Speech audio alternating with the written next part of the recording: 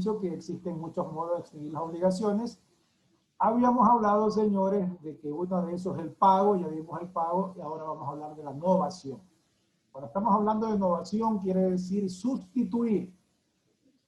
Pero vamos a ver que esa sustitución de esa obligación se puede hacer por qué causas. Nos ponemos, si ustedes desean, en el 1644 hasta el 1667 del Código Civil ecuatoriano. Ya. Pero vamos a explicar primero. Nosotros podemos decir que existe novación o sustitución de la obligación primero por el objeto. ¿Qué quiere decir? Mire, que esta es una clasificación doctrinal, no está en el código exactamente, pero la vamos a tratar de explicar. Nosotros decimos, vamos a sustituir esa obligación. Cuando hablamos nosotros que sustituimos el objeto, quiere decir que cambiamos la prestación. ¿Cuál es la obligación? ¿Cuál es la prestación? Se acuerdan que no solamente hablamos nosotros de deuda en dinero, sino que la prestación puede ser otra. Habíamos dicho que la prestación puede ser no solamente de dar, sino de hacer y no hacer. Pero también se pueden hacer, mire que esos parecen sinónimos, pero una de las que más se usan y la que nosotros podemos decir que es la principal, es cuando se sustituyen a las personas. ¿Ya? Se sustituyen a las personas. ¿Qué quiere decir esto? Que un deudor deja de ser deudor y pone a una persona que se le llama delegado para que lo reemplace en su obligación. ¿Ya? Ese consentimiento de parte del acreedor, es decir, el acreedor debe consentir de manera general, porque ya verán ustedes en la lectura que hay excepciones a la regla, pero vamos a hablar de lo general. El acreedor debe consentir esa sustitución o novación y el deudor debe tener voluntad. ¿Pero cuál deudor? No solamente el anterior deudor, sino el que ahora se le llama delegado, que es el que asume esa responsabilidad y esa prestación sustituyendo al otro. Entonces vamos a novar, ¿no? Vamos a novar por el objeto, que es lo que se busca, o la causa, y también por las personas. Ahora, ¿cuáles son los efectos, o cuáles son los requisitos, mejor dicho, para poder ir en orden? ¿Cuáles son los requisitos que ya dijimos que debe existir? Siempre debe existir consentimiento y voluntad, ¿no? Consentimiento del acreedor y voluntad de la parte obligada. Pero bueno, hemos hablado del objeto, de los requisitos. Algo importante es hablar sobre lo que significa el efecto que tiene aquella novación. Primera, mira, de manera general, porque puede existir dentro de los convenios y contratos, ustedes saben que las partes digan lo contrario. Pero lo primerito, de manera general, es que extinguen los intereses que se habían generado. Es decir, si yo voy a adquirir una nueva obligación, la voy a suplantar por otra, debe haber una liquidación de intereses para después de ahí en adelante comenzar a obligarme nuevamente. ¿Ya? Otra de las cosas es que libera a los codeudores. ¿Qué quiere decir? Que cuando hay muchos deudores y se nova o se renova, para que me entiendan, esa obligación, ¿sí? Se va a sustituir, esos codeudores quedan liberados. Nuevamente vuelvo a decir, es la regla general, pero posiblemente en nuevo contrato se quieran nuevamente obligar los codeudores. Eso es otra cosa, ¿sí? Eso es otra cosa, porque nosotros estamos hablando de que la primera deuda queda totalmente insubsistente.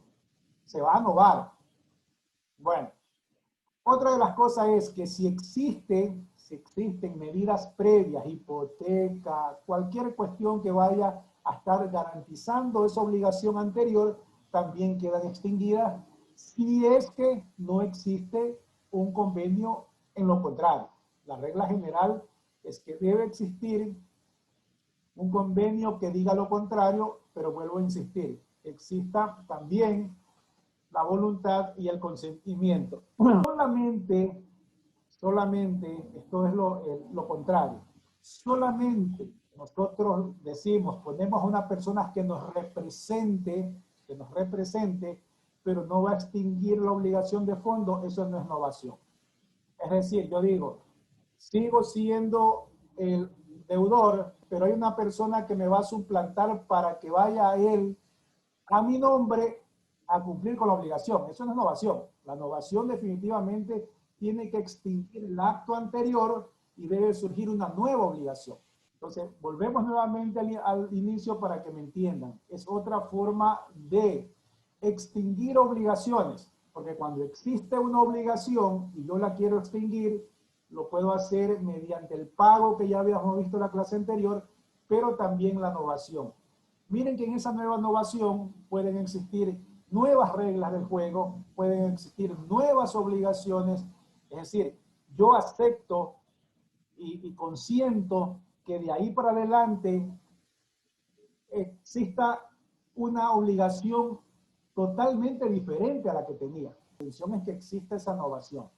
Es decir, si yo debía dinero y no tengo para pagar, yo le digo, nos vemos, pero ahora te voy a pagar con otra cosa. Es decir, yo por ejemplo soy una persona que tengo una fábrica, te voy a pagar con los productos de mi fábrica. Estoy cambiando cuál es la obligación, ¿sí? ¿Cuál es la obligación que tengo con esa persona? O cuando es la persona la que obliga y se va a cambiar, habíamos dicho que esa persona dice, yo ya no voy a ser el que te voy a deber. Va a ser otra persona. Cuando hablamos que esa primera, que se llama primaria, la obligación primaria queda extinguida, de eso estamos hablando. Es una forma de extinguir esa obligación, reemplazándola por otra. Bueno, ¿tienen alguna pregunta, jóvenes, hasta ahí? Ustedes que habíamos hablado de dos clases de obligaciones, la pura y la condicional. La pura y la condicional. Yo no puedo dejar una condición abierta. Yo no puedo dejar algo que esté pendiente del anterior contrato. Si no, no puedo. Esa obligación tiene que cerrarse. Si hay algo suspensivo, no se puede dar la novación. Puede ser otra figura. Pero yo tengo que cancelar todo.